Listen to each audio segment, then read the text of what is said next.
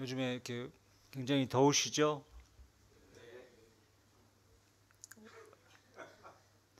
온열 질환에 이렇게 걸리지 않도록 우리 성도님들 각별히 이렇게 조심하셨으면 좋겠습니다. 오늘은 다니엘서 10장을 요약해서 말씀드리겠습니다. 먼저 다니엘서 10장을 교독으로 함께 읽어 보도록 하겠습니다. 제가 1절 읽고 우리 성도님들 2절 읽고 이런 식으로 하겠습니다. 11장 1절까지 오늘 읽으면 좋을 것 같아요. 자, 10장 1절부터 제가 읽겠습니다. 바사왕 고레스 제3년에 한 일이 벨드사살이라 이름한 다니엘에게 나타났는데 그 일이 참되니 곧 큰 전쟁에 관한 것이라. 다니엘이 그 일을 분명히 알았고 그 환상을 깨달으니라. 그때 나 다니엘이 세일의 동안을 슬퍼하며 새 이래가 차기까지 좋은 떡을 먹지 아니하며 고기에 포도주를 입에 대지 아니하며 또 기름을 바르지 아니하니라. 첫째 달 24일에 내가 히데겔이라 하는 큰 강가에 있었는데 그때 내가 눈을 들어 바라본즉 한 사람이 세마포 옷을 입었고 허리에는 우바스 순금띠를 띠었더라. 또 그의 몸은 황옥 같고 그의 얼굴은 번갯빛 같고 그의 눈은 화불 같고 그의 팔과 발은 빛난 녹과 같고 그의 말소리는 무리의 소리와 같더라. 이 환상을 나 다니엘이 홀로 보았고 나와 함께한 사람들은 이 환상은 보지 못하였어도 그들이 크게 떨며 도망하여 숨었느니라. 그러므로 나만 홀로 있어서 이 큰 환상을 볼 때에 내 몸에 힘이 빠졌고 나의 아름다운 빛이 변하여 썩은 듯 하였고 나의 힘이 다 없어졌으니 내가 그의 음성을 들었는데 그의 음성을 들을 때에 내가 얼굴을 땅에 대고 깊이 잠들었느니라. 한 손이 있어 나를 어루만지기로 내가 떨었더니 그가 내 무릎과 손바닥이 땅에 닿게 일으키고 내게 이르되 큰 은총을 받은 사람 다니엘아, 내가 네게 이르는 말을 깨닫고 일어서라. 내가 네게 보내심을 받았느니라 하더라. 그가 내게 이 말을 한 후에 내가 떨며 일어서니 그가 내게 이르되 다니엘아 두려워하지 말라. 네가 깨달으라 하여 네 하느님 앞에 스스로 겸비하게 하기로 결심하던 첫날부터 네 말이 응답받았으므로 내가 네 말로 말미암아 왔느니라. 13절입니다. 그런데 바사 왕국의 군주가 21일 동안 나를 막았으므로 내가 거기 바사 왕국의 왕들과 함께 머물러 있더니 가장 높은 군주 중 하나인 미가엘이 와서 나를 도와주므로 이제 내가 마지막 날에 내 백성이 당할 일을 내게 깨닫게 하라 왔노라. 이는 이 환상이 오랜 후의 일임이라 하더라. 그가 이런 말로 내게 이를 때에 내가 곧 얼굴을 땅에 향하고 말문이 막혔더니 인자와 같은 이가 있어 내 입술을 만지니라. 내가 곧 입을 열어 내 앞에 서 있는 자에게 말하여 이르되 내 주여 이 환상으로 말미암아 근심이 내게 더함으로 내가 힘이 없어졌나이다. 내 몸에 힘이 없어졌고 호흡이 남지 아니하였사오니 내 주의 이 종이 어찌 능히 내 주와 더불어 말씀할 수 있으리까 하니 또 사람의 모양 같은 것 하나가 나를 만지며 나를 강건하게 하여 이르되 큰 은총을 받은 사람이여 두려워하지 말라. 평안하라. 강건하라. 강건하라. 그가 이같이 내게 말하매 내가 곧 힘이 나서 이르되 내 주께서 나를 강건하게 하셨사오니 말씀하옵소서. 그가 이르되 내가 어찌하여 네게 왔는지 네가 아느냐. 이제 내가 돌아가서 바사 군주와 싸우려니와 내가 나간 후에는 헬라의 군주가 이를 것이라. 오직 내가 먼저 진리의 글에 기록된 것으로 네게 보이리라. 나를 도와서 그들을 대항할 자는 너희의 군주 미가엘 뿐이니라. 1절 한번 읽어주시겠어요? 11장 1절. 그 사람 다리오 원년에 일어나 그를 도와서 그를 강하게 한 일이 있었느니라. 아멘. 감사합니다. 저는 이스라엘에 일어날 일들을 알고자 하는 다니엘이라는 제목으로 말씀을 나눠보고자 합니다. 첫째로 10장 1절에서 다니엘은 큰 전쟁에 관한 환상을 깨닫게 됩니다. 10장 그리고 11장 그리고 12장은 내용상 이렇게 함께 이렇게 묶여 있습니다. 1절이 바로 이 부분에 대한 요약 설명이라 할 수 있겠습니다. 결론이 먼저 나온 후에 나머지 과정들이 차례대로 전개되는 구조를 가지고 있다고 보면 좋겠습니다. 여기에서 다니엘은 바사왕 고레스 3년에 환상을 보게 됩니다. 그 환상의 메시지는 참된 것이었습니다.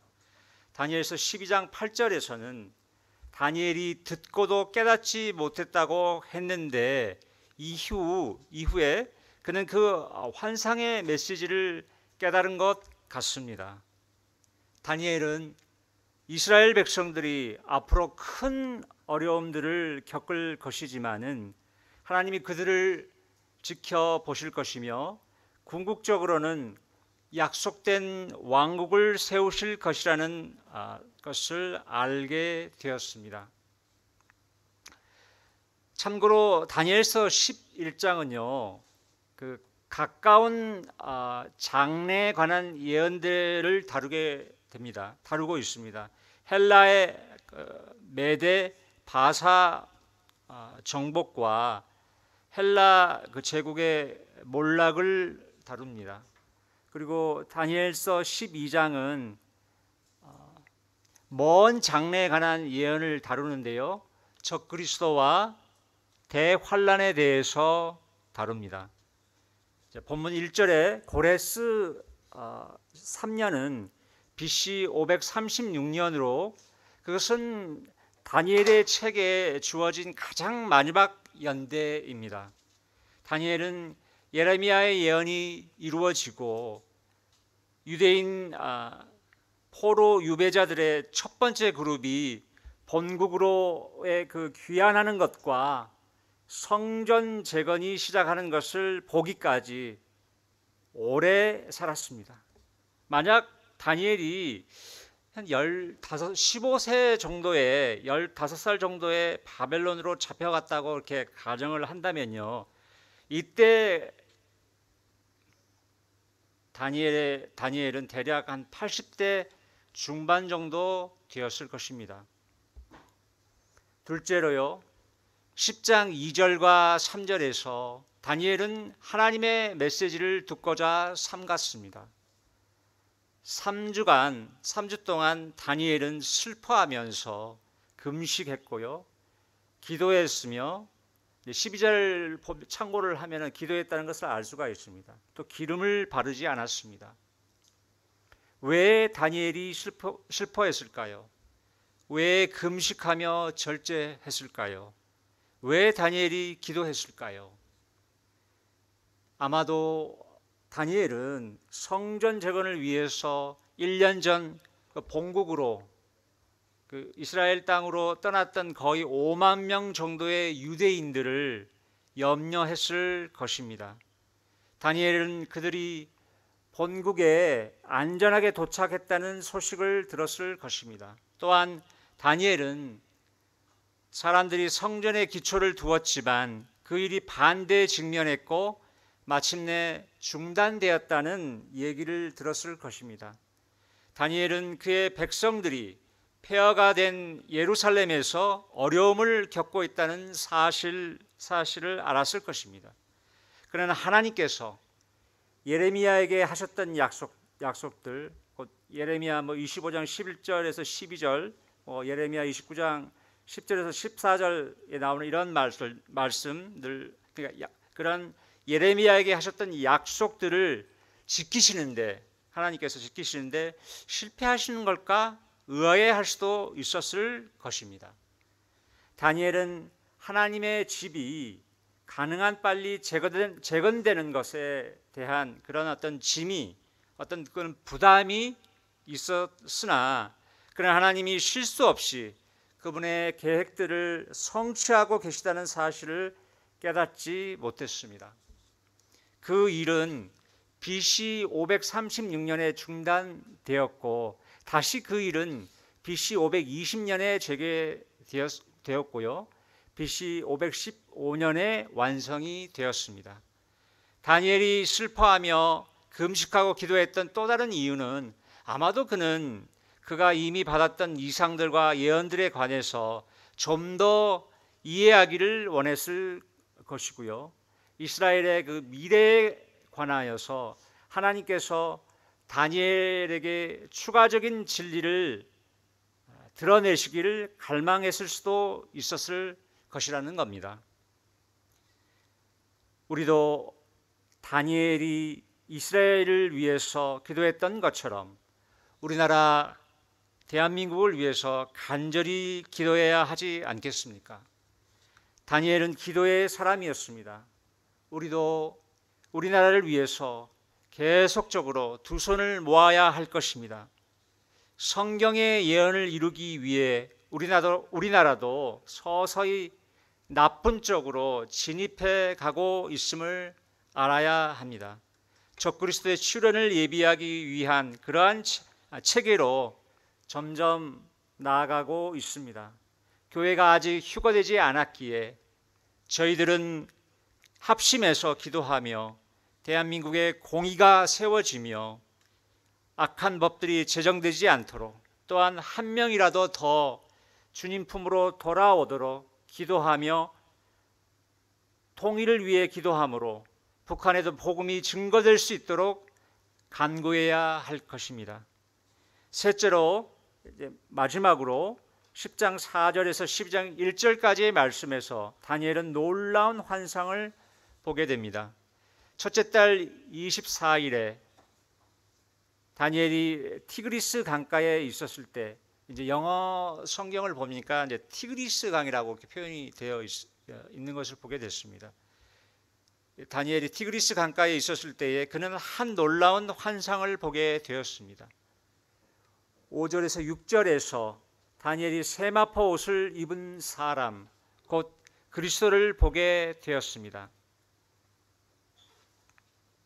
이제 다니엘서 12장 5절에서 7절 말씀 뒷부분에 또 보고 하면요,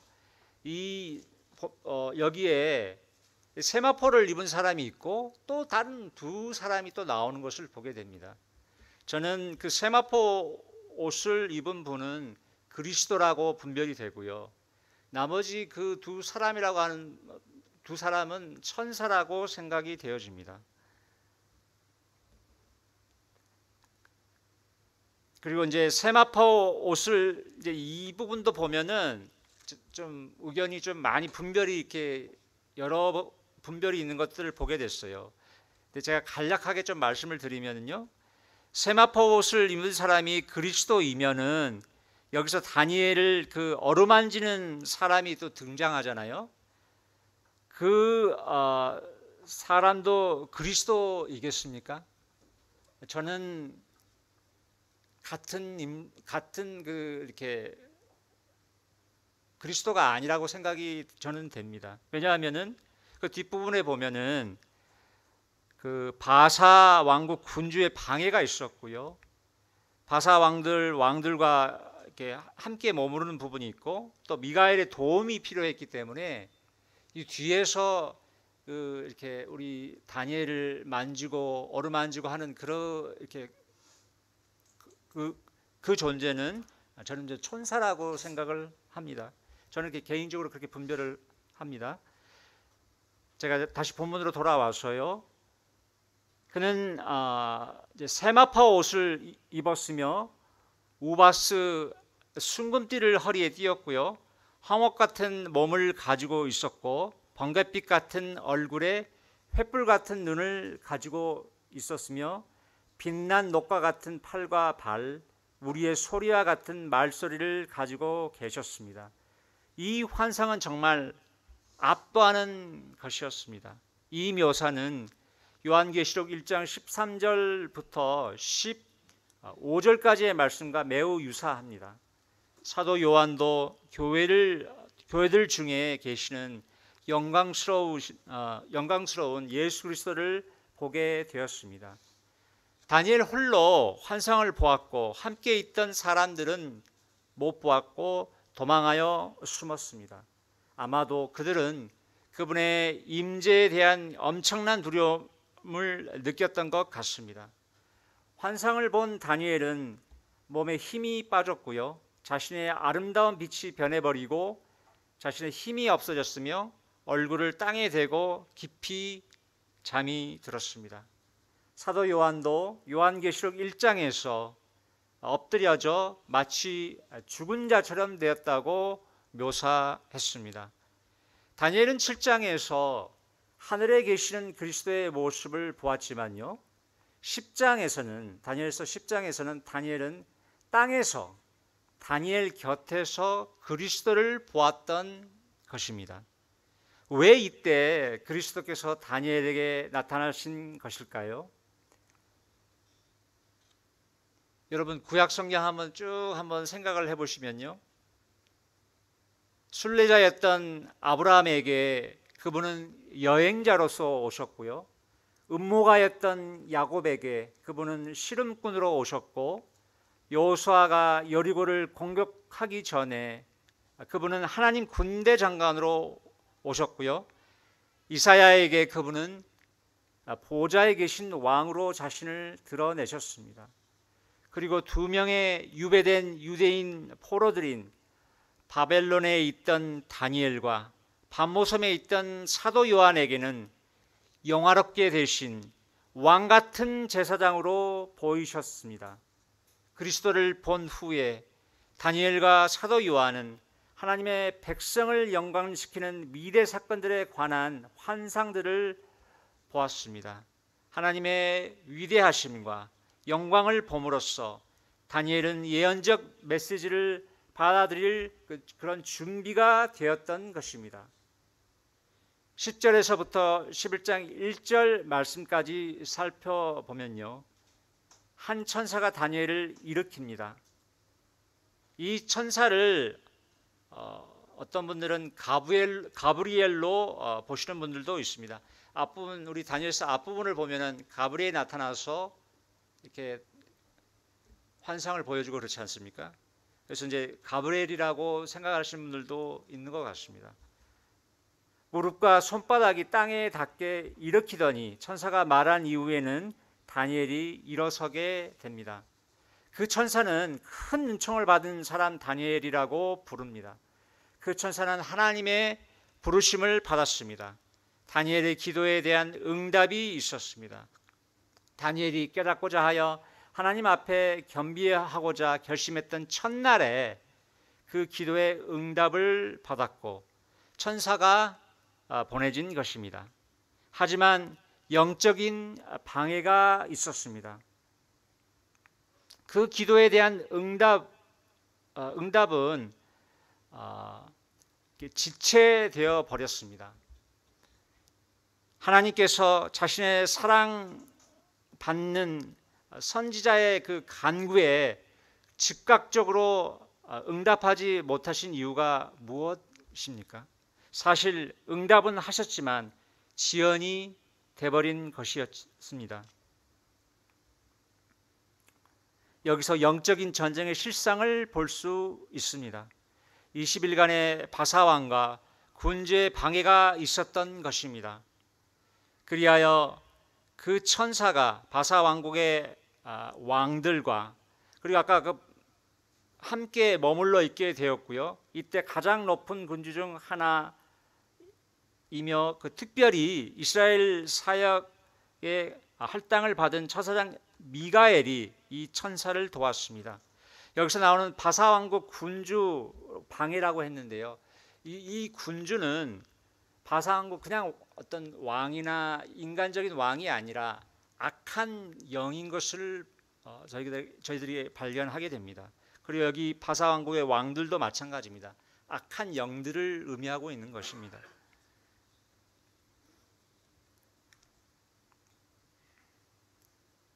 마침내 이 천사는 마지막 날 이스라엘 백성들의 당할 일, 곧 오랜 후에 되어질 일들에 관한 환상을 깨닫게 하고자 다니엘에게 오게 되었습니다. 영적인 전쟁과 관련해서 말씀을 한 군데 보기를 원합니다. 저희들 말씀 한번 볼까요? 에베소서 6장 10절에서 12절 말씀입니다.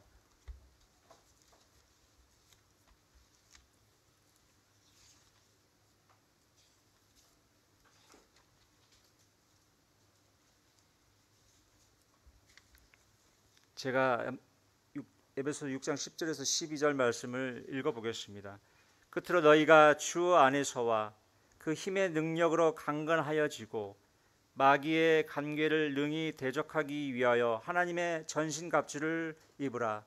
우리의 씨름은 혈과 육을 상대하는 것이 아니요 통치자들과 권세들과 이 어둠의 세상 주관자들과 하늘에 있는 악의 영들을 상대함이라.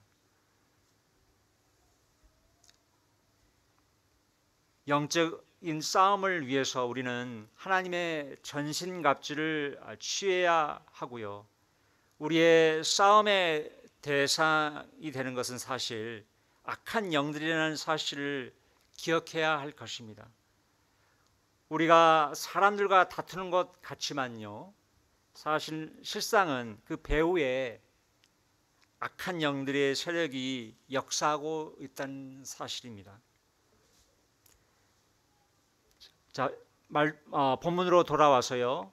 천사의 말을 들은 다니엘은 얼굴을 땅에 향하고 말문이 막혀버리게 되는 반응을 했습니다. 15절에 보면 나오고요. 이에 천사가 다니엘의 입술을 만짐으로 말하게 했습니다. 근심이 더함으로 힘이 없어졌음을 천사에게 이야기했고요. 힘이 없고 호흡이 남지 않아서 천사와 말하기 힘들다고 언급했습니다. 천사가 다니엘을 만지며 강건케 합니다. 다니엘을 큰 은총받은 사람으로 여깁니다. 천사가 두려워 말고 평안하며 강건할 것을 말합니다. 다니엘은 힘을 얻게 되었고 천사의 말을 들을 준비를 갖추게 되었습니다. 천사가 이렇게 힘을 북돋아 줌으로요, 이제 그 메시지를 들을 준비를 다니엘이 이제 갖추게 된 것입니다. 천사는 돌아가서 바사 군주와 싸울 예정이며 헬라 군주가 이를 것을 말합니다. 천사가 진리의 글에 기록된 것으로 다니엘에게 보일 것을 또 이야기합니다. 천사를 도울 수 있는 자는 미가엘 뿐임을 또 언급하고 있습니다.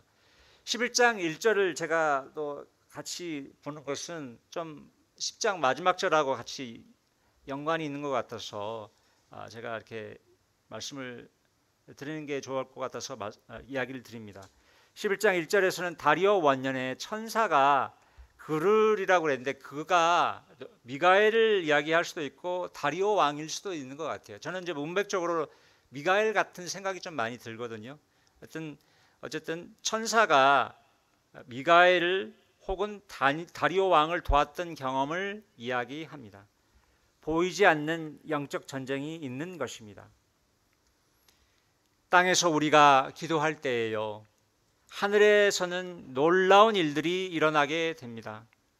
대학로 교회 성도들의 합심해서 드리는 기도로 하늘에 있는 하나님의 보좌를 흔들기를 원합니다. 감사합니다.